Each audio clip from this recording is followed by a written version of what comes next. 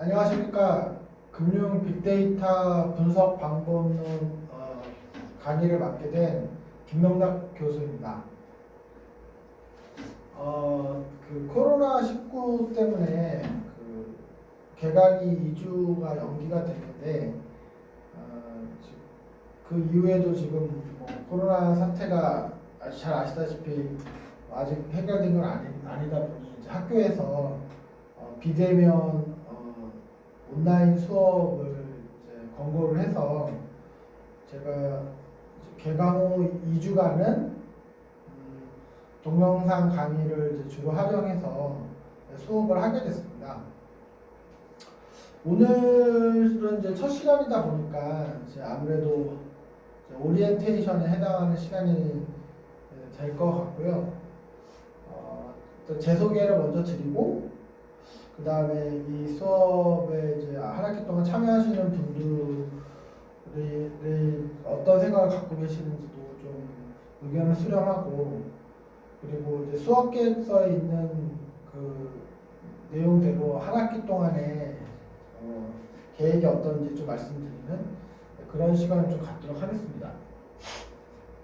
저는 이제 작년 2학기 때 금융투자공학과 그 세미나 수업 때 제가 3주 동안 이제 참여를 했었는데, 그때 이제 제 수업을 들었던 분들은 이제 이미 좀 알고 계시겠지만, 혹시 그때 수업을 못 들었던 분들을 염두에 두고 제 소개 좀 정식으로 한번 다시 드리겠습니다. 저는 현재 초록소프트라고 하는 딥러닝 기술 개발을 전문적으로 하는 회사의 대표를 맡고 있습니다.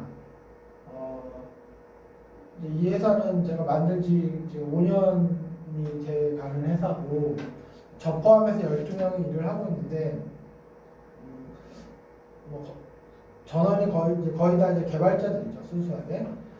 근데 이제 딥러닝이라는 것이 익히 많이 말씀을 들으셨겠지만은, AI, 인공지능이라는 게 분야가 무척 큰 영역이잖아요. 근데 그 인공지능 중에 이쪽 있으면 한번 보이실 것 같은데,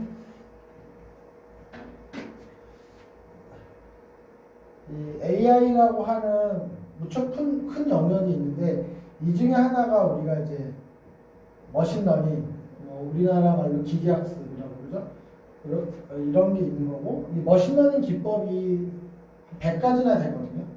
100가지나 되는데, 이제 그 중에 하나가 이제 딥러닝입니다. 줄여서 DL 이렇게 부르고요. 이게 딥러닝이 예전에 뉴럴 네트워크라고 불리던 시절이 있었죠. 그게 발전해서 딥러닝이 된 건데, 제가 현재 경영하고 있는 회사는 딥러닝 목을 전문적으로 하고 있고, 또 이걸 하다 보니까 머신러닝도 대부분 다릅니다. 대부분 다르고요. 이제 이 얘기를 왜 드리냐면은, 이 머신러닝이라는 것이 결국은 빅데이터라는 거를 가지고 와서 머신러닝을 하는 거예요. 빅데이터라는 걸 가지고 와서 머신러닝을 하면 우리가 이제 매스컴에서 많이 보시던 그런 여러 가지 일을 하게 되는 건데, 그러니까 결국 머신러닝이라는 것, 그러니까 인공지능의 한 분야의 머신러닝이라는 것이 이제 빅데이터를 분석하는 어떤 그런 방법인 것이죠. 근데 요즘에는 아무래도 머신러닝, 특히 딥러닝의 성과가 두드러지는 게 많다 보니까 딥러닝이 곧 머신러닝이고 머신러닝이 곧 AI인 것처럼 그렇게 좀 얘기가 되고 있는데요. 그리고 이 빅데이터를 머신러닝을 활용해서 분석했을 때 좀 놀라운 성과가 이루어지는 경우가 많다 보니까 빅데이터를 분석하는 수단으로서 머신러닝이 또 자주 언급되긴 합니다. 근데 이번 학기 수업은 금융 빅데이터를 어떻게 분석하느냐를 다루는 내용인데, 주로 저희 이번 학기 동안에는 금융 분야 빅데이터를 이 머신러닝으로 분석하는 거를 좀 염두에 두고 진행을 하려고 해요. 그런 상황이고요. 근데 이제 제 이력하고 이거랑 무슨 상관이 있냐면, 제가 현재 일을 하고 있는 회사가 바로 빅데이터를 가지고 와서 머신러닝을 하는 회사입니다. 제가 이제 그런 경험을 계속 쌓고 있고 하고 있기 때문에 좀 실질적인 그러니까 빅데이터를 가져와서 머신러닝을 하는데 필요한 일들 또 이거를 하는 과정에서 겪게 될 일들에 대해서 좀 현실적인 말씀을 좀 드릴 수 있을 것 같아요. 저는 이제 계속 소개를 마저 드리면은 그 초등학교 때 컴퓨터 게임을 만들던 이제 프로그래머였었고요. 그때 이후로도 제가 뭐 계속 소프트웨어 코딩을 하고 있고 지금도 제 시간의 일부분은 이제 소프트웨어 개발하는 데 쓰고 있습니다. 그래서 그렇게 보면은 한 35년 이상 계속 어쨌든 간에 소프트웨어를 가지고 뭔가를 만들고 뭐 이런 일을 직간접적으로 계속해서 꾸준히 해왔던 것 같고요. 저는 이제 대학을 다닐 때는 제 원래 전공은 이제 핵융합이었습니다. 핵융합. 그래서 이제 인공지능 빅데이터를 이용해서 핵융합 장치를 제어하는 이런 걸로 대학원에서 연구를 했었고 컴퓨터야 뭐 계속 제가 관심 있었으니까 이제 부전공하고 그리고 뭐 이제 주말을 이용해서 뭐 경영대학원도 짧게 다녔었고요. 저는 이제 2002년에 그때 이제 벤처 거품이 막 꺼지던 그 시절에 코르소프트라고 하는 회사를 만들었는데 친구들하고 만든 거죠. 나 4년 운영을 했으나 능력이 부족해서 막 접었고 그 뒤로 이제 LG전선이나 뭐 LG전선은 지금 LS전선이죠. LS전선이나 삼성물산 이런 회사를 이제 10여 년 동안 다니면서 또 그 안에서는 뭐 계속 어쨌든 IT랑 관련된 일, 경영혁신과 관련된 일 이런 일 쭉 했었고 계속 뭐 많이 배우고 준비하고 요 사이에 이제 주말을 이용해서 MBA 공부도 하고 이렇게 나름 준비를 해서 지금의 회사는 5년 전인 2015년에 만들었습니다. 그래서 지금 이제 빅데이터를 가져와서 머신러닝을 하는 이 분야의 일을 꾸준히 하고 있고 저희 회사는 뭐 유동인구 빅데이터를 머신러닝 하는 일을 사실 많이 했었고요.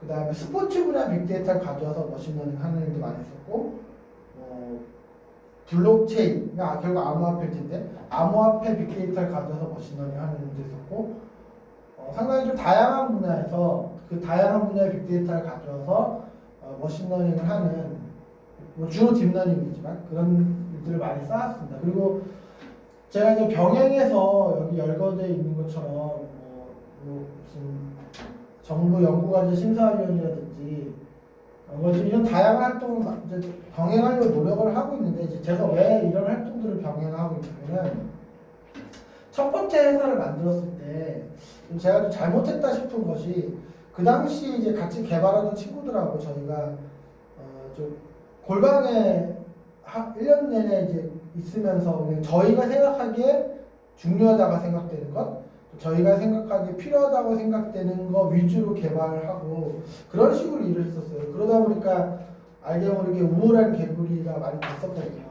그래서 이번에는 그러면 안 되겠다 싶어서 제가 이제 지금 연세대학교에서 이렇게 강의를 하는 것도 그런 맥락인데 이런 활동을 통해서 제가 알고 있는 거를 가르쳐 드리기도 하지만 또 사실 제가 배우는 게 더 많습니다. 또 제가 생각지도 못한 의견을 주시기도 하고 전혀 또 새로운 관점의 질문을 해주시기도 하기 때문에 제가 또 많이 배우기도 하고 또 이게 생각이 이제 고이지 않고 저도 좀 예전처럼 우울한 개구리가 되진 않는 것이죠. 이런 활동을 통해서.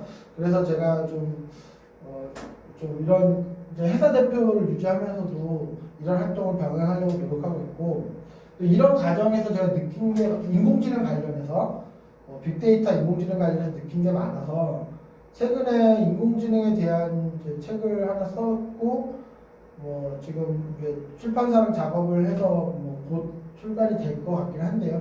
좀 이제 그런 노력, 관심을 계속 쏟고 있습니다. 예전처럼 우리가 막 기술적으로 개발만 잘하면 되는 일이 아니라고 저는 지금 생각하기 때문에 많은 분들의 얘기도 듣고 의견도 듣고 시장도 계속 지켜보고 이제 그러려고 노력하는 와중이고요. 또 제가 그렇게 하고 있기 때문에 이런 강의에서도 좀 이렇게 뭔가 이렇게 편향된 의견보다는 실제로 빅데이터 인공지능 관련해서 지금 실제로 얘기되고 있는 것들, 실제로 드러나고 있는 문제들을 제가 좀 말씀드릴 수 있는 그런 입장이 되는 것이 아닌가 싶습니다. 예, 이 정도 넘어가고요. 그 다음에 제가 이제 출석부를 좀 가져와 봤는데, 그래도 여기 계시는 분들 성함을 제가 빨리 오늘 얼굴을 뵙고 출석부를 볼 수 있었으면 좋았지만 그러지 못했는데, 그래도 제가 여기 계시는 분들 성함을 좀 빨리 외우는 게 좋기 때문에 이 수업 수강 신청을 하신 분들 성함을 좀 한번 호명을 해보겠습니다. 제가 여기 지금 장영성님이 계시고, 이희철님, 김성철님, 제가 발음이 좀 안 나요. 김성철님, 박광렬님, 배항철님, 임하웅님, 김현선님 이렇게 계시네요. 상당히 환영하고요. 제가 이제 원래는 항상 이런 시간을 가져야 처음에 오리엔테이션을 할 때 제가 물론 한 학기에 나름의 계획이 있고 수업 계획이 있습니다만 실제 수업을 듣는 분들의 생각이 더 중요한 거거든요. 그래서 그분들의 바람이나 생각을 듣고 제가 항상 수업 계획을 가능하면 그분들의 기대에 맞게 고치려고 보완 수정하려고 하는 노력을 많이 합니다. 그래서 제가 여기 이제 이번 학기 수업을 들으시는 분들의 관심사, 평소 뭐 어떤 분야에서 일을 하고 계신다든지 또 요번에는 어떤 분야에 어떤 분야에 관심이 있으신지 이런 것들을 좀 저한테 말씀해 줄 수 있으면 제가 가능한 수업을 좀 그런 관심에 좀 부합하는 방향으로 좀 가능한 좀 변경할 수도 있을 것 같고요. 계획을요. 특히 이제 이번 한 학기 동안의 강의에 기대하시는 것을 좀 말씀을 해주시면 제가 좀 도움이 많이 될 것 같아요. 여기 보면은 자 여기 지금 화면 안 나와서 잠시만요. 자 여기 지금 Y색에 보면 저희 수업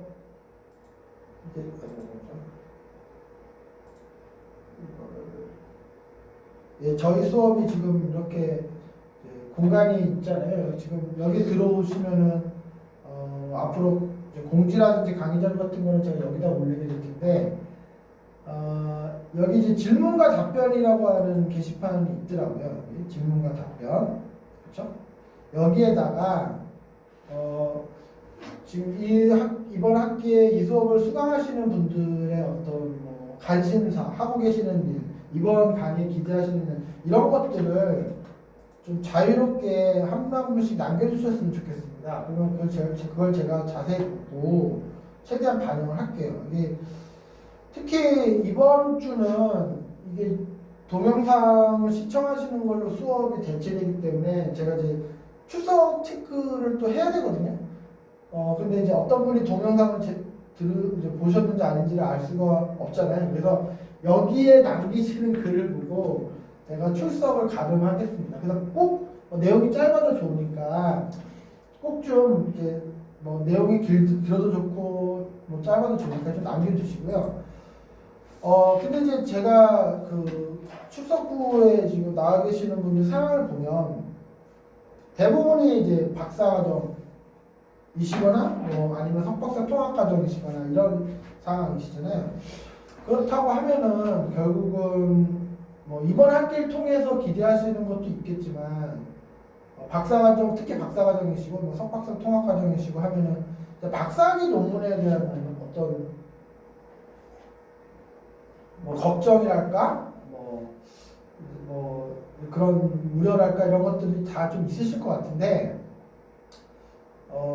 이번 학기 수업이 여러분들이 박사학위 논문을 준비하고 학위 논문을 이제 원하시는 기한 내에 받고 하시는데 좀 어느 정도 도움이 되는 그랬으면 하는 생각도 저도 있어요. 근데 제가 결론부터 말씀드리면 박사학위 논문 자체를 빅데이터, 특히 빅데이터를 이제 인공지능으로 분석, 그러니까 정확하게는 빅데이터를 머신러닝으로 분석하는 거죠.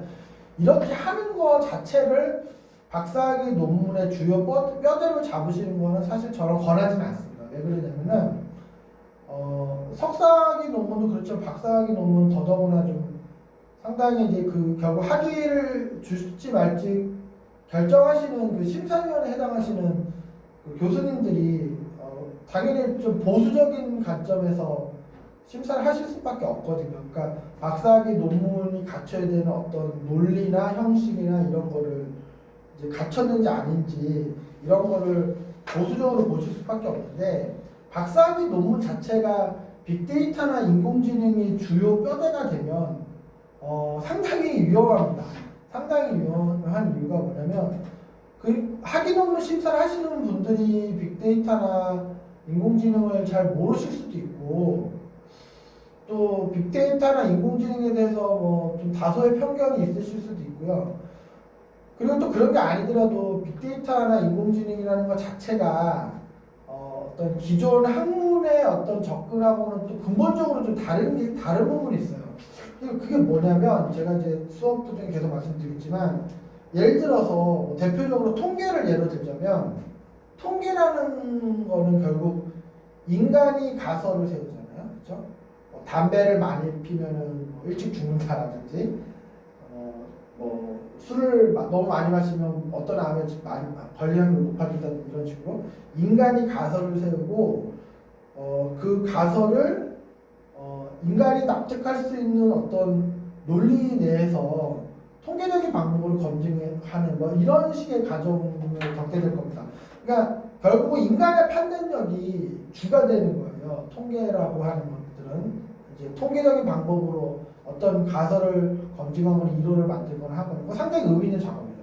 그런데 빅데이터를 가져와서 우리가 인공지능 특히 머신러닝으로 어떤 패턴을 찾아내거나 어떤 문제를 해결하거나 뭐 이런 것들은 그 인간의 판단력을 가지고 그렇게 하는 게 아니에요. 그러니까 어떤 면에서는 인간의 판단력을 내려놓고 데이터에서 메시지를 끄집어내는 과정이기 때문에 이게 어떤 학위 논문이 되기가 좀 곤란한 게 맞습니다. 그러니까 무슨 얘기냐면 통계적인 방법보다 빅데이터를 인공지능으로 분석한 방법이 더 정확할 수도 있고 성능적으로 더 나을 수도 있지만 뭐 항상 그렇다는 건 또 아니에요. 하지만 얘는 어떤 논리라든지 인간이 생각해낼 수 있는 어떤 가설 기반으로 그렇게 하는 것이 아니기 때문에 우리가 학위 논문에서 기대하는 그런 어떤 논리적인 흐름이나 형식하고 잘 안 맞아요. 이게. 그래서 제가 실제로 그냥 제가 그럴 것이다라는 걸 말씀드리는 게 아니라 제가 한국외국어대학교에서도 이제 스포츠 분야 빅데이터와 관련된 이제 뭐 수업을 뭐 매 학기마다 하고 그쪽에서도 겸임 교수를 활동하고 있는데 그러다 보니까 이제 스포츠 분야의 교수님들한테 많은 문의를 받거나 뭐 같이 뭐 연구를 하기도 하고 스포츠 분야의 빅데이터를 인공지능으로 분석하는 그런 일을 많이 하고 있어요 지금도. 그래서 그러다 보니까 이제 그쪽 분야 교수님들이 스포츠 분야에서 빅데이터와 인공지능을 가지고 어떤 논문을 쓰시거나 뭐 어떤 연구를 하시거나 이제 그런 기대, 그런 제안을 저한테 많이 하시거든요. 근데 제가 이제 실제로 지난 몇 년간 들여다보니까 빅데이터와 인공지능이 주요 뼈대가 돼서 논문을 쓰면은 상당히 좀 애를 많이 먹으시더라고요. 그래서 아까 설명드린 그런 이유 때문에요. 그래서 결론은 그것보다는 그러니까 이 정도 상황을 제가 제일 권해드리려고 하고 있어요. 뭐냐면 가설을 세우고 그 가설을 통계적인 방법으로 검증해서 뭐 이제 어떤 이론이 나오고 이런 흐름이잖아요. 그 가설을 세우는 그 단계에서는 빅데이터를 가지고 인공지능을 분석하는 것이 의미가 있을 수 있다는 거죠. 그 앞단, 그러니까 무슨 얘기냐면은 우리가 가설을 보통 어쨌든 우리 경험과 상식, 우리 통찰력을 가지고 가설을 세우잖아요. 그런데 우리가 이제 방대한 빅데이터, 그 분야의 어떤 방대한 빅데이터를 가지고 머신러닝을 하면 우리가 생각지도 못한 가설을 뽑아낼 수가 있어요. 근데 여기까지만 해가지고는 이게 논문이 되지는 않습니다. 근데 그러니까 인간의 머리에서 나올 수 있는 가설은 뭐 1, 2, 3 이 정도가 다인데 그 분야의 빅데이터를 가지고 머신러닝을 돌려봤더니 인간의 머리로는 전혀 나올 수 없는 희한한 가설이 나오는 거예요. 이 가설을 통계적인 방법으로 우리가 이제 일반적인 어떤 논문에서 학위 논문에서 그 밟는 그 과정을 거쳐서 쭉 가는 거죠. 이렇게 되면 상당히 밸류가 있는 거예요. 그리고 위험하지도 않고 이런 방법을 권하는 거죠. 그러니까 뭐 예를 들자면 뭐 이런 게 있을 수 있겠죠. 그러니까 우리가 이제 뭐 어떤 뭐 가게, 뭐 집에 가계 부채, 지금 가계 부채 증가를 예측하는 거를 기존에는 뭐 무슨 뭐 이자율이라든지 뭐 무슨 뭐 부동산 시장의 상황이라든지 뭐 여러 그러니까 그런 몇 가지 변수 내에서 우리가 지금 가설을 세우는 거예요. 뭐 예를 들어서 이자율이 높으면 가계 부채가 증가할 것이다라든지 뭐 부동산 상황이 뭐 화랑이면 가계 부채가 올라간다는 것이라든지 왜냐하면 이제 뭐 대출을 차입해서 뭐 부동산을 취득하려고 시도하는 가게가 많을 수 있으니까 뭐 그런 식으로 그러니까 그 정도 범위에서 가설을 생각했는데 우리가 다룰 수 있는 방대한 빅데이터를 가지고 머신러닝을 해보니까 뭐 예를 들자면 어떤 게 있을까요? 그러니까 이런 식의 가설이 나올 수 있는 거예요. 예를 들어서 사람들이 트로트를 좋아하면 부채 증가율이 뭐 크게 증가하더라. 뭐 이런 식의. 그러니까 우리 예전에 그런 얘기 있었잖아요. 그러니까 뭐 립스틱이나 미니스커트가 많이 팔리면 뭐 불황이다라든지 뭐 그런 것들. 그런 식의 좀 관련이 없어 보이지만 결과적으로 그게 꽤 어떤 인과관계가 있는 걸로 확인이 되는 그런 일들이 있었잖아요. 마찬가지로 우리가 생각지도 못한 가설을 빅데이터를 가지고 머신러닝 했을 때 찾을 수 있고 거기에서 학위 논문을 쓰시려고 하시는 분들이 관심 있어 하는 특정 가설에 좀 집중하셔가지고 우리가 이제 통계적인 방법도 이용하고 학위 논문을 쓸 일반적인 방법, 그러니까 논문 연구에서 알려주는 그런 방법으로 쭉 진도를 내시면 창의성도 담보되면서도 생각하신 기한 안에 학위 논문도 받을 수 있는 그런 상황이 되지 않을까 싶습니다.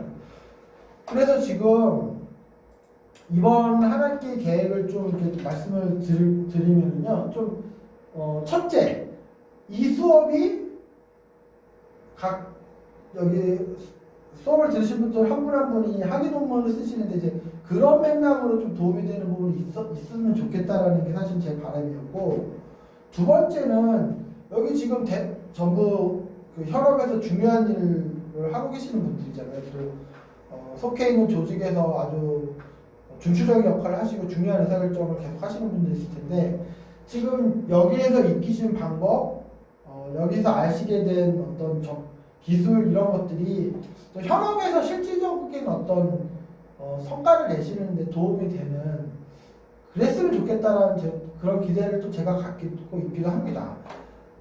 그래서 사실 좀 이번 학기에 다루려고 하는 내용 어떤 좀 지역적인 기술보다는 좀 전체적인 관점에서 어떤 방법론을 알려드리고 그런 와중에도 좀 실수를 또 좀 많이 하실 수 있는 좀 그렇게 구성을 좀 해봤어요.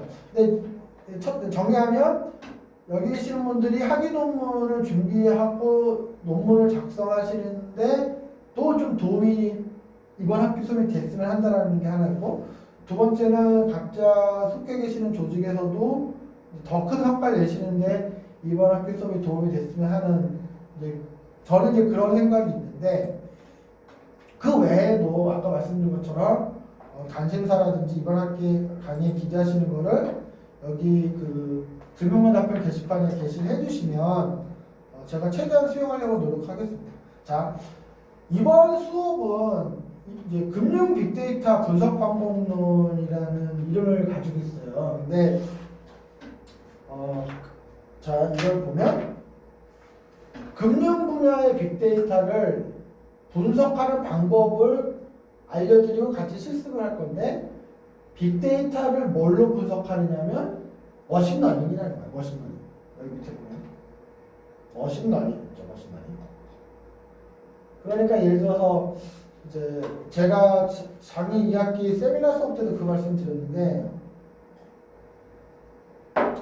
빅데이터를 분석해서 활용하는 방법이 크게 세 가지라고 말씀드렸죠. 가장 간단한 1레벨, 제일 쉬운 레벨은 1레벨은 뭐냐면 빅데이터를 가져와서 시각화하는 거예요. 시각화. 워드 클라우드 이런 얘기 많이 들어보셨을 텐데요. 뭐 자주 나타나는 단어는 글자 중간에 크게 나타나고 이제 자주 안 나타나는 단어는 저쪽 구석에 있고 뭐 이런 식으로 이제 마치 글자 구름처럼 표현되는 방식이 있잖아요. 이게 사실 뭐 R을 이용하면 한 두세 줄에 쉽게 구현할 수 있기도 하고 이런데 그게 대표적인 빅데이터 시각화죠. 빅데이터를 가지고 지도 위에 뭐 히트맵이라고 해서 뭐 자주 나타나는 곳은 빨간색, 자주 안 나타나는 곳은 뭐 녹색 이런 식으로 표현하는 경우도 있고 뭐 우리가 흔히 하듯이 뭐 그래프를 그리는 막대 그래프, 꺾어선 그래프 이렇게 그리는 것도 다 시각화입니다. 빅데이터를 시각화하는 경우가 대부분인데 이제 빅데이터 시각화의 장점은 뭐냐? 적은 노력을 들이고도 꽤 그럴듯해 보이는 성과를 낼 수 있다는 거. 그게 장점인데 단점은 뭐냐면 빅데이터를 시각한 거를 본다고 해서 특별한 일이 안 벌어집니다. 이게 무슨 소리냐면 물론 뭐 안 보는 것보단 그런 거라도 보는 게 좋겠지만 예를 들면 이런 거예요. 그 우리나라 축구 대표팀 감독이 벤투 감독이잖아요. 그러니까 벤투 감독이 이제 국가대표 선수를 매 대회마다 이제 자기가 뽑는단 말이죠. 그런데 이제 이 빅데이터를 시각화하는 1단계 활용은 예를 들면 어떤 거냐면 우리나라 모든 축구 선수들 개개인에 대한 뭐 체격이나 뭐 운동 능력이나 이런 데이터들을 한 장 한 장 시각화해서 벤투 감독한테 이렇게 두꺼운 책으로 주는 거예요. 전화번호 책만큼 두꺼워지겠죠. 그럼 벤투 감독이 그걸 이렇게 넘겨보겠죠. 그럼 막 뭐 이승우 선수하고 막 시각화된 게 나오고 그 다음 장에 이강인 선수 시각화된 게 나오고 또 이름 없는 선수의 또 시각화된 게 나오고 그럼 막 되게 뭐 그걸 보고 있으면 벤투 감독 뿌듯하겠죠. 그리고 벤투 감독이 우리나라 축구 선수 다들 열심히 하는구나라는 생각은 들겠지만 그걸 이렇게 살펴보고 딱 덮고 결국은 자기가 뽑고 싶은 선수를 뽑는 거예요. 그러니까 자기 생각에 축구를 잘한다고 생각되는 선수를 뽑는. 그러니까 이거를 받느냐 안 받느냐에 따라서 뭐 벤투 감독이 뭐 뽑으려고 한 선수를 안 뽑는다든지 안 뽑으려고 한 선수를 뽑는다든지 이런 일은 잘 안 일어납니다. 이게 이제 빅데이터를 시각화하는 그런 식으로 분석하는 거의 어떤 한계예요. 그러니까 보통 우리가 빅데이터를 분석한다고 하면은 열에 8명, 9명은 시각화를 합니다. 왜냐면 그게 제일 쉬우니까. 그게 1단계고요. 2단계는 그거보단 좀 나은데 벤투 감독이 빅데이터 전문가나 팀한테 뭐 먼저 얘기를 합니다. 나는 이런 기준으로 선수를 평가한다. 이런 조건에 부합하는 선수를 국가대표로 뽑겠다. 뭐 그런 식의 얘기를 쭉 하겠죠. 그러면 그 얘기를 명심하고 거기에 맞게 빅데이터를 수집해서 정리해서 벤투 감독한테 주는 거예요. 그러면 벤투 감독이 그걸 딱 보고 이제 국가대표 선수를 뽑는데 이게 이런 식으로 빅데이터를 분석하는 게 2단계예요. 근데 빅데이터를 시각화하는 1단계보다는 이게 좀 낫죠. 왜? 어떤 면에서 낫냐면 벤투 감독이 어떤 선수를 국가대표로 뽑고 안 뽑고 하는 거에 그래도 좀 더 영향을 끼칩니다. 이 레벨 2의 방법은. 그러니까 이 레벨 2라는 게 전문가가 결국 사람이 어떤 의사결정을 하는데 영향을 주는 방향으로 빅데이터를 수집하고 어떤 이제 정리해서 그 사람한테 보여주는 것. 이게 레벨 2인데 레벨 2도 결국은 사람이 결정하는 거예요. 사람이 어떤 선수를 뽑겠다 안 뽑겠다 이런 식으로. 근데 사실은 대부분의 회사에서 빅데이터를 분석해서 활용한다고 하면은 아직은 레벨 1이나 2 정도입니다. 아직은. 그러니까 기업의 높은 자리에 계시는 분이 나름의 논리가 있으시고 뭐 중요하게 생각하는 어떤 뭐 변수가 있으시고 하겠죠. 그러면 거기에 맞게 빅데이터가 수집돼서 뭐 리포트 형태로 제시되기도 하고 보고서 형태, 뭐 대시보드가 되기도 하고. 근데 하지만 결국은 그분의 의사결정에 의존하는 거예요. 이게 레벨 2인데 이제 레벨 3가 돼야지만 빅데이터의 숨은 가치를 제대로 활용할 수 있는 거죠. 근데 이번 수업은 사실 레벨 3에 해당되는 일을 하자는 건데 레벨 3가 뭐냐면 빅데이터를 가져와서 머신러닝으로 분석해서 어떤 우리가 몰랐던 패턴을 찾아내거나 우리 상식 같았으면 뽑지 못했을 선수를 뽑는다든지 우리 상식에는 반드시 뽑아야 될 것 같은 선수 오히려 안 뽑는다든지 이런 일들이 벌어지는 이게 레벨 3입니다. 그러니까 레벨 3에 해당되는 일은 뭐 알파고가 이세돌 커제를 이긴 그런 일이라든지 또 마찬가지로 알파고가 구글의 데이터 센터 전기요금을 이 레벨 3 방식으로 그러니까 레벨 3가 빅데이터를 머신러닝으로 분석하는 방식이잖아요. 그 방식으로 구글 데이터 센터의 전기요금을 15%를 더 절감한 사례가 있는데 그 작업을 했던 팀은 전기공학을 전혀 모르던 사람들인 거예요. 그 사람들은. 그리고 이미 전 세계 최고의 전기공학 박사들 수백 명이 지난 20년 동안 구글 데이터 센터 전기요금 최적화를 위한 작업을 정말 지연짤게 없을 만큼 해놓은 그 상태에서 전기공학을 모르는 구글 딥마인드 팀이 빅데이터를 머신러닝 하는 방법으로 거기에 전기요금 15%더 떨어뜨리는 거예요. 그러니까 이건 이제 마치 금융 분야를 잘 모르는 사람이 기존의 금융 분야에서 했던 것보다 뭐 수익률을 더 높였다는 이런 범죄인데 물론 이제 이런 식의 일이 항상 벌어지는 건 아닙니다. 그게 레벨 3입니다. 그냥 레벨 3는 레벨 1, 2하고 근본적으로 뭐가 다르냐면 레벨 1과 레벨 2는 어쨌든 사람이 판단하고 사람이 결정하는 거예요. 근데 레벨 3는 사람의 그 이제 판단력을 내려놓고 그거를 컴퓨터한테 맡기는 거예요. 그러니까 정확하게 인공지능한테 맡기는 거예요. 빅데이터에서 우리가 놓쳤던 몰랐던 패턴이나 메시지를 머신러닝이 찾도록 하는 그런 것들입니다. 그것이 이제 레벨 3인데 이번 학기에는 우리가 금융 분야의 빅데이터를 레벨 3에 해당하는 방법으로 분석하는 걸 목표로 하고 있어요. 그러니까 금융 분야의 빅데이터를 머신러닝으로 분석해서 활용하는. 근데 그게 그렇게 쉽진 않아요. 그러니까 이게 뭐 빅데이터 막 모아놓고 마우스 클릭하면 저절로 그런 일이 벌어지는 게 아니라 우리가 챙겨야 될 일이 상당히 많습니다. 이제 그거는 우리가 한 학기 동안 할 거고요. 이제 그런 일을 합니다. 자, 그리고 딱 보시다시피 뭐 바로 나오는 키워드가 부동산이고 밑에도 부동산이 있는데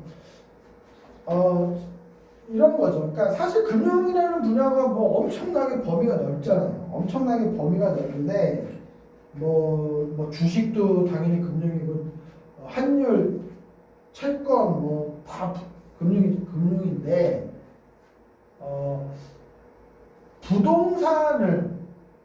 부동산과 관련된 것을 가지고 우리가 빅데이터를 머신러닝으로 분석하는 걸 하는 것이 일단 가장 좀 우리가 실습을 하기도 용이하고 배우는 게 많지 않을까라고 생각을 한 거예요. 왜 그러냐면 AI 그러니까 인공지능도 어쨌든 개념이잖아요. 이게 개념적인 거거든요. 근데 주식, 뭐 채권, 뭐 환율 이런 것도 또 만만치 않게 어떻게 보면 뭐 개념적인 부분이 있고 형이상학적인 그런 요소가 분명히 있습니다.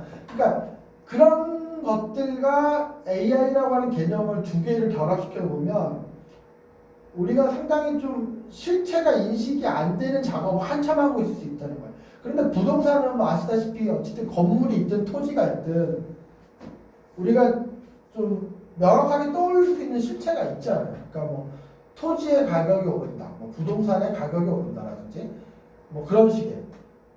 그러니까 좀 우리가 그 금융 분야에서 빅데이터를 머신러닝하는 연습을 하기에는 상대적으로 좀 수월하다라는 생각을 저는 합니다. 그런데 우리가 결국 부동산이라는 거는 이제 금융 분야의 하나일 텐데 부동산 분야에서 빅데이터를 머신러닝을 한 이 어떤 방법론이나 연습은 부동산 분야에만 국한되는 게 아니라 차후에는 얼마든지 뭐 무슨 스타트업 투자를 검토하시는 일이라든지 뭐 이자율을 결정하시는 일이라든지 뭐 기업의 리스크를 판단하는 일이라든지 뭐 채권, 뭐 환율, 뭐 주식, 선물, 옵션 분야에서도 얼마든지 활용될 수 있습니다. 그러니까 꼭 이게 부동산에만 해당되는 얘기는 아니라는 것이죠.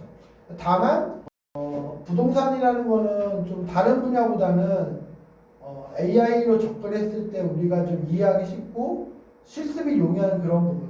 어쨌든 이제 눈에 보이는 실체와 연결된 거기 때문에 그런 기대가 있었던 겁니다.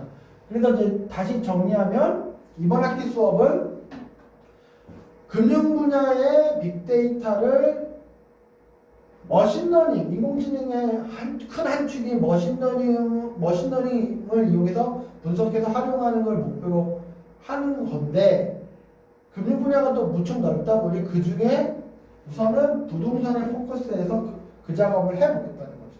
이것이 이제 이번 학기 계획이 되고요. 지금 보시면은 자 이게 지금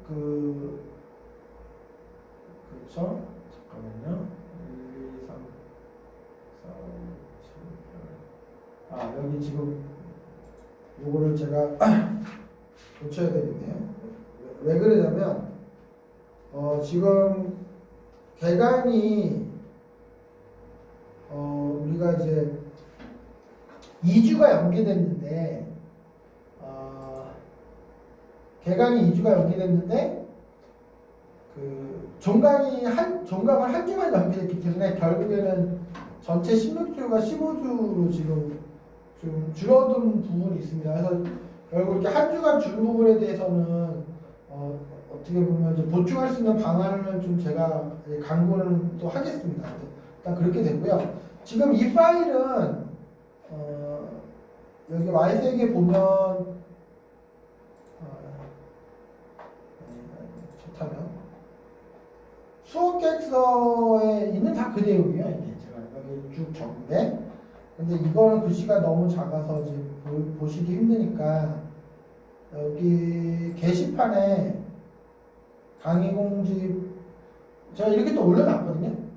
여기 수업 계획서 그 이제 같은 내용입니다. 같은 내용. 자, 우리가 지금 15주 동안 하려고 하는 게 지금은 저희가 오리엔테이션을 하고 있는 셈이고요. 15주 동안 하려고 하는 내용이 크게 어떻게 구성이 되어 있냐면 AI, 즉 머신러닝을 활용해서 부동산 가격을 예측하는 거를 주된 일로 해보자는 거예요. 그러니까 우리가 인공지능으로 할 수 있는 일은 결국은 두 가지거든요.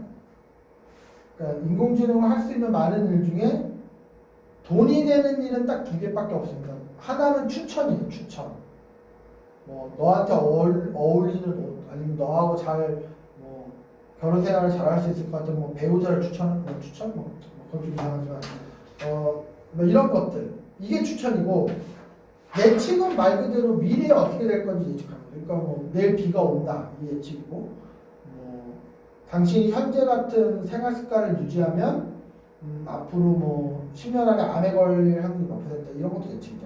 이런 게 예측인데 추천하고 예측은 나름의 그 상당히 좀 경제적 가치가 있는 행위죠. 그러니까 만약 추천이 잘 맞았다면 뭐 예를 들어서 고객한테 어떤 제품을 추천했는데 고객이 마음에 들어하면 그 물건을 살 확률이 올라갈 테니까요. 이런 의미에서 추천의 뭐 정확도가 올라갔을 때는 우리 기대할 수 있는 것도 있는 거고 예측이 정확하면 당연히 강력한 효과가 있죠. 그러니까 뭐 남들은 다 주식이 내려갈 거라고 예측했는데 나만 어떤 방법론으로 올라갈 걸로 예측했고 내 친구가 어떻게 맞았으면 뭐 잘 아시다시피 또 막대한 어떤 이익을 기대할 수 있는 거죠. 그러니까 우리가 이제 부동산이라는 것이 뭐 어쨌든 간에 이제 실거주를 목표로 부동산을 취득하는 경우도 있죠. 주택의 경우에는. 그리고 뭐 토지 같은 경우에는 뭐 제조업체 사장님들이 실제 거기다가 뭐 공장을 지어서 뭔가 뭐 이렇게 조업을 하시려고 그렇게 실제적인 목적을 위해서 부동산 취득하는 사람도 있지만 또 어떤 부분의 사람들은 뭐 향후 부동산 가치의 상승을 기대해서 부동산 투자할 수도 있는 겁니다. 또 그런 분들이 계시기 때문에 부동산 시장의 유동성이 또 원활히 돌아가면서 또 실제적인 목표를 위해서 부동산을 취득하는 분들한테도 또 가치관적으로 혜택이 돌아간다고 저는 그렇게 생각하는데 어쨌든 간에 우리가 부동산 가격, 뭐 예를 들어서 주택의 가격, 토지의 가격을 뭐 예측할 수 있다면 뭐 기대할 수 있는 것들이 많죠. 또 실제로 많은 사람들이 그런 나름의 이제 경험과 판단력과 논리를 가지고 그런 걸 하고 계시고요. 그래서 우리가 이번 학기 동안 이제 그걸 해보자는 거죠. 그리고 그런 과정에서 이런저런 또 많은 실습을 해보자라는 그 목표인데 AI를 이용해서 부동산 가격을 예측하는 방법은 크게 세 가지 방법이 있어요. 크게. 이게 한 학기 내내 다룰 내용의 핵심인데요. 결국은 수요와 공급의 변동을 예측해서 하는 그런 기반. 그러니까 어쨌든 부동산도 결국은 뭐 그게 주택이든 아파트 같은 주택이든 토지든 결국은 수요 공급에 따라서 어느 정도는 이제 가격이 결정되는 거지 않습니까? 뭐 자본주의 시장에서 수요 공급 곡선으로 우리가 뭐 가격을 예측할 수 있는 그런 거죠. 그러니까 이건 무슨 얘기냐면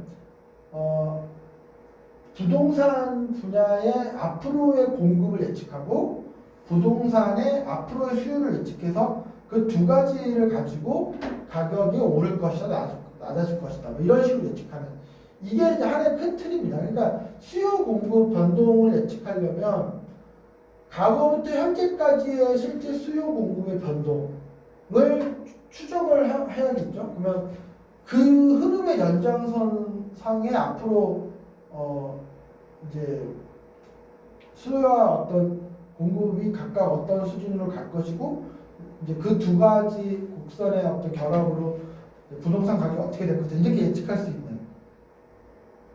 예, 그러니까 사실은 이게 꼭 AI라는 말을 쓰지 않더라도 하고 계시는 일이죠, 사실 이런 식의 일이 하고 계시는 일인데 그리고 사실은 이 수요 공급 변동 예측 기반으로 가면 또 무슨 얘기까지 결국 가야 되냐면 과거 뭐 10년, 20년간에 또는 더 긴 기간 동안에 부동산 시장에 뭐 호황 불황 사이클이 계속 있었잖아요. 그러니까 그런 흐름의 연장선에서 앞으로를 또 예측하게 되는 그런 부분도 있습니다. 이건 사실.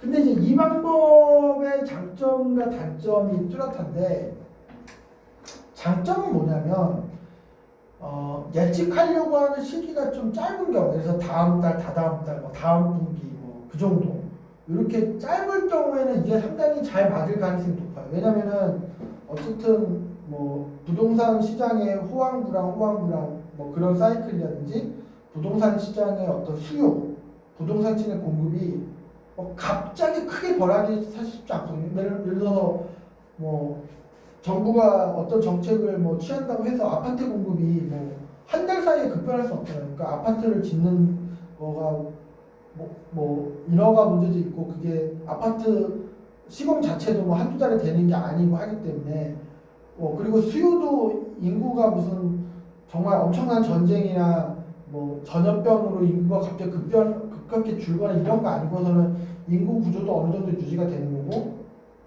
그러니까 사실 이제 그런 수요도 뭐 어느 정도는 흐름을 가지고 가는 거죠. 그러니까 우리가 예측을 하고자 하는 시기가 짧을 경우에는 이것이 잘 맞는데 예측을 하고자 하는 시기가 이제 뒤로 멀어질수록 조금 이제 많이 벗어날 가능성이 큽니다. 이 방식은. 그리고 또 이 방식은 또 어떤 부분이 있냐면 이 방식을 기반으로 해서 뭐 부동산 가격을 예측해주는 인공지능 그런 회사들이 있어요 실제로. 근데 이제 그건 상당히 의미 있는 접근이긴 한데 이 방식은 또 좀 약간 치명적인 약점이 뭐냐면 예를 들면 이런 거예요. 우리가 지난 10년간의 데이터만 가지고 인공지능을 훈련시켜서 미래를 예측한다고 칠게요. 근데 예를 들어서 지난 10년간이 우리나라 주택시장이 호황기였어요. 그럼 이게 무슨 얘기가 되냐면 호황 기간의 데이터만 가지고 훈련을 한 인공지능이 앞을 예측한다는 거예요. 그럼 이런 식의 인공지능은 언젠가 다시 불황이 올 때는 완전히 안 바뀌죠. 반대로 어떤 인공지능은 뭐 최근 그러니까 이런 거죠. 또 이런 경우도 있어요. 그러니까 최근 30년의 데이터를 가지고 인공지능을 훈련시켰는데 처음 10년은 뭐 부동산의 호황 불황이 이렇게 큰 주기는 아니겠지만 설명드리기 쉽게 하기 위해서 처음 10년은 호황이었어요. 뒤에 10년은 불황이었고 뒤에 또 10년은 호황이었어요. 그러니까 인공지능이 이 30년만 보고 훈련 데이터를 얻어서 이제 훈련한 거예요. 그러면은 전체 30년 중에 호황이 앞에 10년, 뒤에 10년, 그러면 20년이고 불황은 가운데 10년이니까 10년이죠. 그러면 인공지능은 어떻게 생각하냐면 30년 중에 20년은 호황이구나. 30년 중에 10년은 불황이구나. 이렇게 생각하겠죠. 그러면 이제 거기에 맞게 훈련이 됐는데 앞으로 다가올 10년은 불황이에요. 예를 들어서. 뭐 어쩔 수 없이 그런 상황이라고 치면 30년 중에 20년이 호황의 시절을 염두에 두고 훈련한 인공지능이 앞으로의 10년간의 불황 시기에 부동산 가격을 잘 예측하기 힘들어지는 거죠. 그러니까 이런 식의 문제가 있는 거예요. 그래서 혹자는 그러면 화끈하게 지난 2000년 동안 데이터를 하면 되는 게 아니냐고 뭐 이런 식으로 얘기하기도 하는데 현실적으로 안 되죠. 그러니까 왜 안 되시는지 아시겠잖아요. 그러니까 우리가 뭐 이렇게 데이터가 잘 수집되고 기록된 시기가 그렇게 엄청 길지는 않거든요. 그러니까 뭐 불과 몇 년 이전으로만 흘러가도 마땅히 데이터가 없는 그런 시기도 많단 말이에요. 그러니까 좀 이런 문제가 있어요. 이거는 일단 그렇고요. 그 다음에 두 번째는 뭐냐? 부동산의 정적인 특성에 기반하는 거예요. 부동산에. 그러니까 이거는 이런 식입니다. 예를 들어서 토지가 있어요. 근데 이제 A라고 하는 토지가 있고 B라고 하는 토지가 있는데 A라고 하는 토지는 뭐 주변에 주택가가 많고 뭐 좋은 학교가 많이 있고 이제 뭔가 이렇게 그 일대가 나머지는 다 그린벨트로 묶여 있는데 걔만 좀 개발이 풀려 있는 그런 부지고 뭐 이런 그러니까 쉽게 변하지 않는 이제 그런 정적인 변수들을 가지고 있는 거예요. 얘는. 반면에 또 다른 토지는 또 다른 의미에서 이렇게 잘 바뀌지 않는 그런 정적인 변수들. 뭐 예를 들어서 뭐 도로에 인접해 있다든지 뭐 그런 뭐 나름의 여러 기준이 있을 수 있죠. 근데 그런 걸 가지고 있는 거예요. 근데 그러면은 우리가 뭘 할 수가 있냐면 전국에 있는 모든 토지들의 현재 가격 또는 과거 가격 그 몇 년 사이 가격의 변화 이런 걸 다 수집하고 전국에 있는 모든 토지들의 그런 정적인 변수들을 다 수집해볼 수가 있는 거죠. 그래서 그걸 가지고 머신러닝을 하면 예를 들자면 우리가 잘 변하지 않는 정적인 변수가 어땠을 때 가격이 얼마였고 이런 패턴을 찾아낼 수가 있어요. 우리가. 이렇게 찾아내는 패턴에 이제 우리가 가격을 알고 싶은 토지의 정적인 변수 값을 집어넣으면 거꾸로 이제 가격이 나오겠죠. 그러니까 어떻게 보면 이제 감정평가사분들이 하시는 일 수도 있는데 이제 그분들의 작업이 뭐 잘못됐다는 게 아니라 이제 뭐 나름 정확하게 하시지만 우리가 빅데이터를 이용해서 전국 단위로 상당히 정교하게 그런 작업을 할 수가 있는 거예요. 그래서 이 방법은 이제 또 당연히 장점이 있고 단점이 있을 텐데 이제 이렇게 그야말로 우리가 언급된 그런 데이터 변수가 크게 바뀔 일이 없는 그런 변수가 맞다면 이게 꽤 잘 먹힐 수가 있습니다. 이게. 근데 이제 문제는 뭐냐면 실제로는 우리가 정적 변수라고 믿고 있었던 게 뭐 갑자기 돌변하는 경우가 많죠. 뭐 예를 들어서 뭐 규제가 풀린다든지 뭐 지하철 노선이 갑자기 그 옆에 없던 게 생긴다든지 뭐 무슨 막 이렇게 그런 거 있잖아요. 이렇게 막 사람들한테 잊혀져가는 어떤 골목이 메트로 열풍이 불어가지고 뭐 오히려 거의 관광지가 돼버린다든지 막 그런 식의 일들이 안 벌어지지 않는단 말이죠. 그러니까 그런 식의 일들이 벌어졌을 때는 이 모델은 전혀 따라갈 수가 없습니다. 그런 식의. 그래서 우리가 생각할 수 있는 이 세 번째 거예요. 그러니까 부동산의 동적인 특성에 기반해서 AI가 어떤 예측을 하는 거예요. 그러니까 이건 뭐냐면 이 동적 특성에 들어가는 것들이 뭐 유동인구의 변화, 이미 예를 들어서 뭐 예전에는 압구정이라든지 뭐 이런 데가 상당히 유동인구가 좋은 곳이었는데 거기 가끔 뭐 일 있어서 가보시면 사람이 거의 없죠. 근데 뭐 그러다가 또 신사동 가로수길이 막 뜨다가 또 거기도 이제 시큰둥하고 뭐 그런 식의 것들. 그러니까 뭐 유동인구가 많아졌다 줄어들었다 이런 변화도 있지만 또 유동인구의 구성도 달라지고 또 뭐 어떨 때는 소비욕구가 강한 유동인구가 비율을 많이 차지하다가 또 그 유동인구들이 또 그대로 또 다른 동네로 옮기기도 하고 이런 식의 일들 이거는 상당히 다이나믹한 거기 때문에 정적이지 않은 변수죠. 그러니까 계속 바뀌고 이런 겁니다. 그래서 우리가 이제 그런 것도 인공지능을 훈련시킬 수 있는 데이터로 삼아서 이제 예측을 한다면 좀 더 정확해질 수는 있죠. 근데 이제 물론 밑으로 내려갈수록 어렵습니다. 그러니까 어렵다의 의미는 뭐냐면 좀 해야 될 일이 많다, 복잡하다 뭐 이런 뜻이고 위로 올라갈수록 조금 뭐 명확하죠. 뭘 해야 될지라든지 뭐 무슨 데이터를 봐야 되는지 이런 것들이. 그래서 이제 이런 세 가지의 일을 우리가 부동산을 염두에 두고 이번 학기 내내 해보려고 하는 거고요.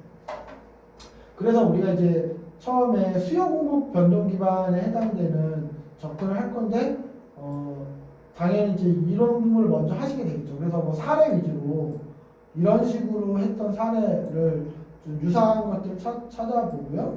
그리고 우리가 이제 요 시간에 좀 어쨌든 빅데이터와 인공지능 자체에 대한 뭐 그런 개념 얘기도 제가 하고 이렇게 될 겁니다. 그리고 이 3주차, 그러니까 지금 이 1주차와 2주차까지가 어쨌든 우리가 비대면 온라인 수업을 커버해야 되는 영역이고 이 3주차부터는 아마 이게 3주차가 4월 초가 될 텐데 개강을 할 수 있지 않을까 기대가 되고 이것까지 만약에 비대면 온라인을 하라고 하면 상당히 곤란해질 것 같은데 그럴 일이 없길 바라고 요때부터는 이제 저랑 연세대학교에서 만나서 같이 공부를 하시겠죠. 요때는 노트북을 필히 가지고 오시면 돼요. 왜냐면 이때부터는 실습을 계속 해야 되기 때문에 노트북을 필히 가지고 오셔야 되고 그리고 그 노트북에 뭡니까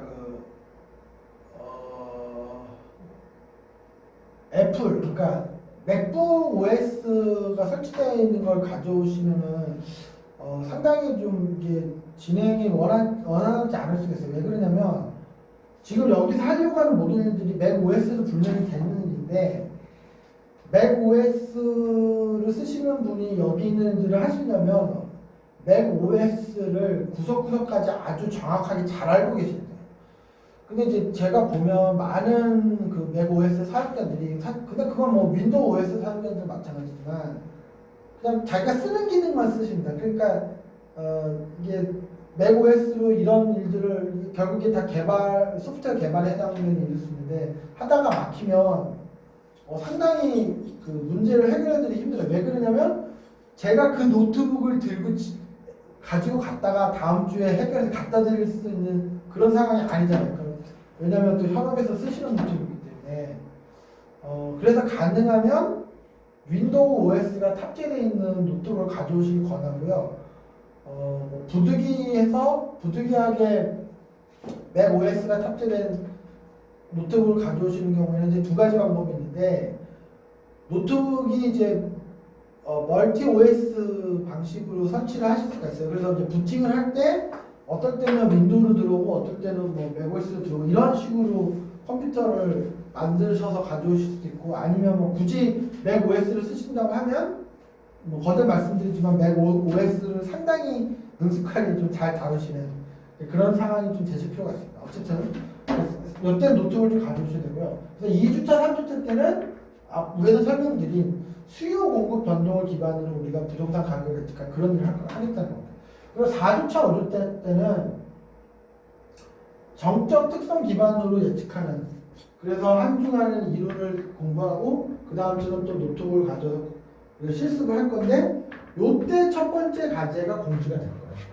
이 첫 번째 과제는 여러분들이 뭐 현업으로 제가 엄청 바쁘신 걸 알고 있기 때문에 좀 부담을 안 드릴 노력을 하겠지만 어쨌든 이거는 이제 지금 우리가 실습을 하고 실습이 이렇게 이어지는데 이 실습이라는 게 우리가 이제 금요일날 저녁 7시부터 10시 요 3시간 안에만 연습해서는 되지 않거든요. 그러니까 우리가 뭐 영어 공부하실 때 영어학원 다녀 보셨지만 그 학원에 있는 그 한두 시간만 영어 연습을 해서 영어가 안 늘듯이 사실은 이 수업 외적으로도 이런 실습을 계속 하셔야 되는데 따로 시간 내시기 힘드니까 이 과제를 하시면서 그런 연습이 되도록 그렇게 유도하려고 하는 겁니다. 그 다음에 6주차, 7주차 때는 아까 말씀드린 부동산의 동적 정보, 동적 특성을 기반으로 우리가 이제 예측하는 마찬가지 이론 공부를 하고 이제 실습을 하는 이렇게 가고요. 중간고사 때 중간고사 이후 노트북 이때부터 노트북 그냥 항상 그냥 가지고 다니셔야 돼요. 그러니까 의외는 이론 수업을 할 때는 그냥 노트북 안 가져오셔도 되고 실습일 땐 가져오셔도 이렇게 한 주 한 주라고 하면은 이때부터는 중간고사 이후에는 그냥 계속 가져오셔야 돼요. 그리고 중간고사는 어떤 식으로 진행이 되냐면 뭔가를 외워서 답안지 적고 이렇게 하시는 게 아니고 제가 노트북으로 중간고사를 보시는데 이런 거예요. 그러니까 예제 코드를 드리고 그 예제 코드를 주어진 문제에 맞게 바꾸는 그런 걸 할 수 있는지 보겠다는 거예요. 그래서 그렇게 바꾸신 예제 코드를 제출하시는 거예요. 그러니까 중간고사를 통해서 점수를 매기는 것보다는 중간고사를 통해서 좀 연습이 되시는 이제 그런 상황을 만들겠다는 거예요. 근데 우리가 그거는 이제 이때쯤 다시 얘기했지만 우리는 이제 파이썬이라고 하는 프로그래밍 언어로 이 전체적인 가정을 할 거고요. 왜냐면은 이제 파이썬이 현재 가장 많은 프로그래머들이 쓰는 언어이기도 하고 가장 빠른 속도로 증가하는 언어이기도 해요. 가장 핫하다는 얘기죠. 더더구나 이 파이썬이 빅데이터랑 인공지능 분야하고 잘 맞아요. 가장. 왜 그런지는 차차 말씀드리겠습니다. 그래서 파이썬 언어를 가지고 할 거고 그리고 파이썬으로 뭔가 프로그램을 만드는 이제 툴이 있는데 그 중에서 가장 기본적인 툴이 주피터 노트북이기 때문에 작년 2학기 때 저랑 같이 이제 세미나 수업 때 그 작업을 하신 분들은 아마 기억이 나실 텐데 그게 기본 중에 기본이거든요. 그래서 기본기를 익히는 파이썬 언어의 기본기를 익힐 때는 그게 제일 좋기 때문에 이제 그걸 할 거고요. 그래서 이제 파이썬 언어를 주피터 노트북이라고 하는 툴을 이용해서 다루는 연습을 이제 계속 하시게 되는데 중간고사 때도 이제 그걸 하게 되고요. 이때는 뭐냐? 9주차, 10주차는 또 11주차까지 크게 보면 우리가 결국은 훈련 데이터, 이 훈련 데이터가 결국 빅데이터입니다. 이 빅데이터를 그러니까 금융 분야의 빅데이터, 더 정확하게 얘기하면 이번 수업에서는 부동산 분야의 빅데이터를 어딘가에서 가져와서 이렇게 가져온 빅데이터를 머신러닝으로 돌려서 부동산 가격을 예측하는 이렇게 되잖아요. 근데 이 빅데이터는 누가 갖다 주는 게 아니라 누가 택배 보내주세요 그런 게 아니고 우리가 직접 가져와야 돼요. 근데 그 방법이 크게 매크롤링과 문서 파싱 두 가지가 있다는 거예요. 그러니까 매크롤링은 뭐냐면 인터넷상에 있는 데이터를 크롤링, 긁어오는 그런 방법이고요. 문서 팔싱이라고 하는 거는 문서상에 있는 글자랑 이미지 같은 걸 가져오는 거예요. 그래서 그렇게 하는 방법을 연습할 거예요. 근데 이게 왜 중요하냐면 우리가 빅데이터라는 거를 날 잡아서 한 번만 가져오면 끝나는 게 아니고 이거를 매일, 매주, 매달 가져와야 돼요. 그렇게 계속 가져온 거를 머신러닝한테 계속 주기적으로 줘야 얘가 더 점점 똑똑해져요. 근데 우리가 만약에 10년 전에 수집한 빅데이터만 머신러닝에 주고 그 다음에 더 추가적인 빅데이터를 머신러닝에 안 주면 얘 성능은 딱 거기서 고정이 됩니다. 그러니까 우리가 이제 알파고가 처음에는 아마바도 시급한테도 지고 형편없었는데 계속 빅데이터를 넣어주니까 점점 똑똑해져서 이세돌도 이거 커제도 이겼잖아요. 그런 식으로 빅데이터를 주기적으로 가져와서 주기적으로 집어넣는 이 사이클을 만들어내야 돼요. 근데 이렇게 하는데 좋은 기술이 매크롤링과 문서 팔싱이에요. 왜냐면 저건 자동적으로 인터넷에서 가져오는 기술이 매크롤링이고 문서 팔싱이라는 건 자동적으로 문서에서 가져오는 기술이에요. 그러니까 사람이 수동으로 하는 게 아니고 근데 이거를 할 줄 알아야 되고 이거를 이제 계속 그러니까 자동적으로 돌는 상황을 만드는 그게 중요하고요. 이렇게 가져온 빅데이터를 그러니까 머신러닝 입장에서 그게 훈련 데이터가 될 텐데 그거를 클라우드에 하자는 거예요. 그러니까 빅데이터를 저장하는 방법은 크게 파일에 컴퓨터 파일 여기 앞에 보고 계시는 노트북에 하드디스크가 있잖아요. 거기에 당연히 파일들이 많죠. 파일로 저장하는 방법이 하나가 있고 두 번째는 데이터베이스에 저장하는 방법이 있어요. 근데 파일로 저장하는 방법은 일단 되게 저렴합니다. 그리고 쉬워요. 뭐 파일 저장 다 하실 수 있잖아요. 근데 얘는 되게 느려요. 컴퓨터 파일은 자료를 찾거나 내용을 읽거나 하는 게 되게 오래 걸려요.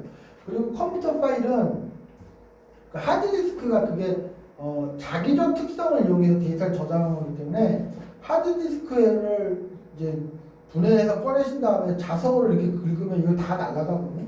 그래서 우리가 뭐 범죄자들이 증거를 인멸하려 하기 위해서 디가우징 한다고 했잖아요. 그러니까 하드디스크를 자석으로 막 긁으면 그 자기적 특성이 깨지면서 복원이 안 돼요. 이제 그런 거예요. 근데 그런 짓을 안 해도 시간이 경과되면 그 하드디스크에 있는 파일들은 저절로 유출되는 경우가 많아요. 그래서 내 컴퓨터에 있는 파일이 별짓 안 했는데 막 깨지고 그런 경우 있잖아요. 그만큼 파일은 좀 느린 데다가 안전하지가 않아요. 그래서 빨리 자료를 넣었다 뺐다 해야 되고 오랜 기간 안전하게 보관해야 되는 자료는 우리가 데이터베이스라는 거에 저장을 합니다.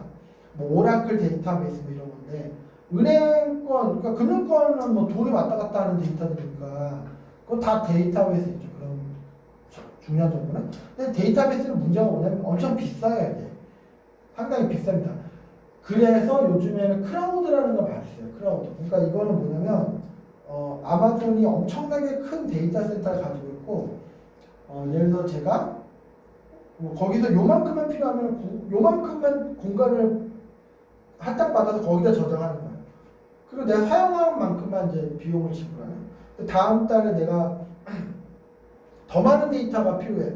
그러면 공간을 좀 넓혀서 그만큼 요금을 좀 더 내는. 그러니까 유연하게 할 수 있는 거예요. 그러니까 클라우드의 장점은 뭐냐면, 그러니까 이제 우리가 데이터베이스에 저장하면 무슨 문제가 생기냐면, 내가 데이터가 이만큼 필요할 줄 알고 이만한 크기의 데이터베이스 인프라를 구축했는데 실제로 빅데이터가 요것밖에 수집이 안 됐어. 요만큼밖에. 그럼 나머지 그냥 노는 거죠. 반대로 내가 이만큼의 빅데이터면 머신러닝이 충분히 될 줄 알았는데 빅데이터를 막 수집하고 보니 이거 한 10배만큼이 필요해. 그럼 급하게 데이터베이스 인프라를 확충해야 되는데 그게 뭐 하루 이틀에 되지 않거든요.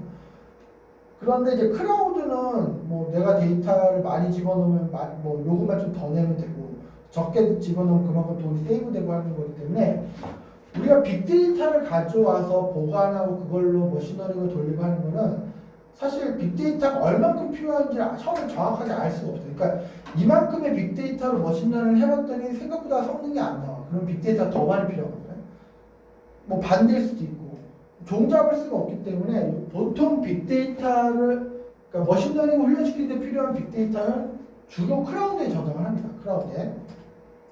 그리고 그냥 저장을 해놓고 이런 훈련 데이터를 그냥 머신러닝에 막 집어넣으면 알아서 얘가 머신러닝 훈련되는 건 아니에요. 전처리를 해줘야 돼요. 전처리. 그러니까 우리가 음식 재료를 그냥 이마트에서 사와서 부대찌개에 넣고 끓여버리면 음식이 되는 게 아니고 이렇게 손질을 해줘야 되잖아요. 뭐 어디 잘라내고 뭐 데치고 뭐 자르고 이렇게 하듯이 그런 게 전처리인데 그거에 대해서 실습을 할 거고 12주, 13주 때 본격적으로 머신러닝 기법이 상당히 많은데 랜덤 포레스트, 뭐 그레디언트 부스팅, 뭐 아티피셜 뉴럴 네트워크가 이게 옛날에 인공신경 회로망이라고 불렸던 거고 이게 발전해서 지금의 딥러닝이 됩니다. 그러니까 머신러닝 기법은 한 100가지나 있어요. 그래서 100가지나 되는 기법을 다 알 수는 없고 이제 가장 많이 쓰이는 뭐 랜덤 포레스트 같은 거 이런 걸 좀 다르고요. 아티피셜 뉴럴 네트워크, 그러니까 지금 딥러닝이라고 불리는 그것의 예전 버전이죠, 얘가.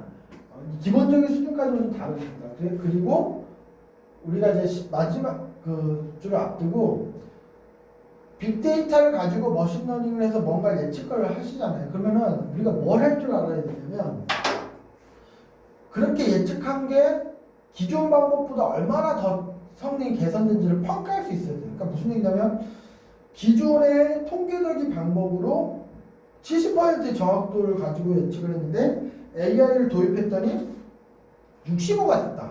그럼 오히려 성능이 내려간 거잖아요. 그러니까 잘못된 거죠. 그죠? 근데 뭐 기존에는 50%였는데 AI를 도입하면 65가 됐다. 이건 분명히 좋아지고. 그러니까 AI를 도입했다는 이유만으로 무조건 더 좋아지는 건 아니란 말이에요. 그러니까 우리가 그거를 평가할 수 있어야 돼서 그건 임의로 하는 건 아니고 기준이 있습니다. 그래서 이제 그런 부분, 그리고 우리가 빅데이터를 가져와서 머신러닝을 돌려서 뭔가를 예측하는 일을 하셨는데 그 1년의 과정이 제대로 된 과정인지를 또 판단할 수 있어야 돼요. 그러니까 우리가 빠뜨린 게 있다든지 뭔가 좀 잘못된 접근을 했다든지 이런 부분에서 우리가 좀 검증할 수 있어야 그 결과를 대외적으로 설명할 수가 있고 활용이 되는 상황이 될 수 있습니다. 그리고 마지막으로 제가 여기 좀 잘못 적었는데 조별이 아니고 개인별 프로젝트를 이제 최종 발표하시는 이제 그런 상황. 근데 아까 빠뜨렸는데 여기서 이제 두 번째 가져가고 문제가 됩니다. 그래서 이 개인별 프로젝트는 그러니까 지금 뭐 우리가 부동산을 가지고 계속 연습을 하고 있지만 꼭 부동산이 아니어도 좋습니다. 그러니까 지금 현업에서 풀고 계시는 그런 문제도 좋고 지금 학위 논문 염두에 두고 지금 하고 계시는 일 중에 아까 제가 설명드린 것처럼 가설을 뽑아내는 그런 단계일 수도 있고요. 그러니까 이제 좀 평상시 하시던 작업 하시는 일과 연계가 되면 좀 더 도움되시는 부분이 있으실 거기 때문에 다만 여기서 배운 우리가 연습한 이런 방법을 좀 활용해서 하시는 상황은 좀 제가 이제 기대를 할 거고 이 첫 번째 과제, 두 번째 과제가 사실 이제 개인별 프로젝트의 계획이 어떤지를 제가 확인하고 그거에 대해서 피드백을 드리고 하는 걸 목표로 하는 과제들이에요. 자, 이렇고 이제 거의 끝나가는데 평가를 그래도 뭐 사실 대학원 수업은 학부 수업처럼 막 학점에 막 그렇게 연연하는 그런 건 아니잖아요. 그래도 뭐 그렇다고 하더라도 우리가 공정하게 뭐 평가하고 학점을 드리고 하는 건 중요하기 때문에 제가 말씀을 드리면 두 번의 과제가 각각 전체 10%를 차지할 거고 중간고사가 30%, 개인별 프로젝트 최종평가 30%를 차지할 겁니다. 그리고 출석을 좀 제가 항상 중시하거든요. 왜냐면 다들 열심히 하시기 때문에 이렇게 좀 뭐랄까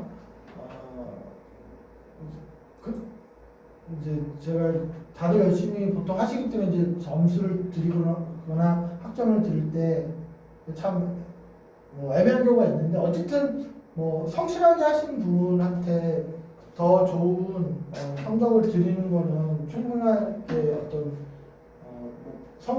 열심히 수업에 참여해 주신 거에 대한 보상이 되잖아요. 근데 이건 더더구나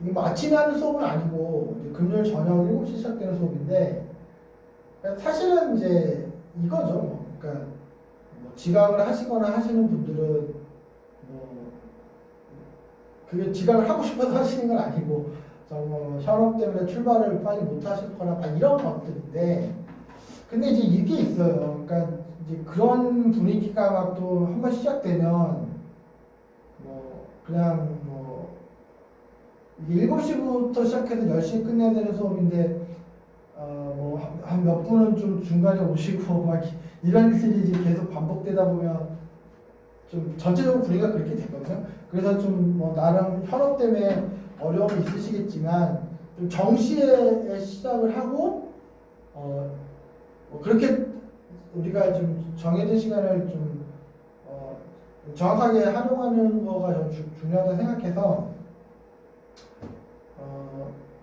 출석, 뭐 지각 이런 거를 제가 다 셉니다. 다 누적을 하고 그래서 이제 이 총 출석 점수가 가장 높으신 분한테는 20점을 드리고요. 전체 몇 점 만점에 이게 상대적으로 가장 낮은 분한테 0점을 드려요. 그래서 그리고 이제 나머지 분들은 중간에 그 차등 그래서 예를 들어서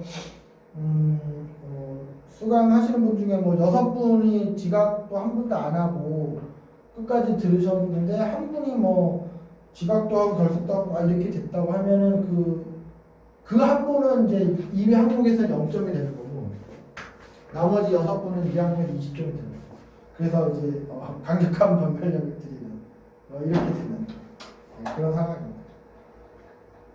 이거 참 얼굴을 뵙고 제가 말씀드릴 수 있었으면 참 좋았을 텐데 그러지 못해서 너무 아쉽고요. 일단 중요한 게 이건 것 같아요. 아까 말씀드린 것처럼 여기 게시판에 어디인가 여기다 질문과 답변 게시판에 어떤 일을 하고 계시는지, 뭐 어떤 분야에 관심이 있는지, 어떤 일에 관심이 있으신지, 그리고 이번 학기 수업에 기대하시는 게 뭔지 이런 것들을 좀 적어주시면 제가 좀 고민을 좀 많이 해보겠습니다. 예, 여기까지 하겠습니다.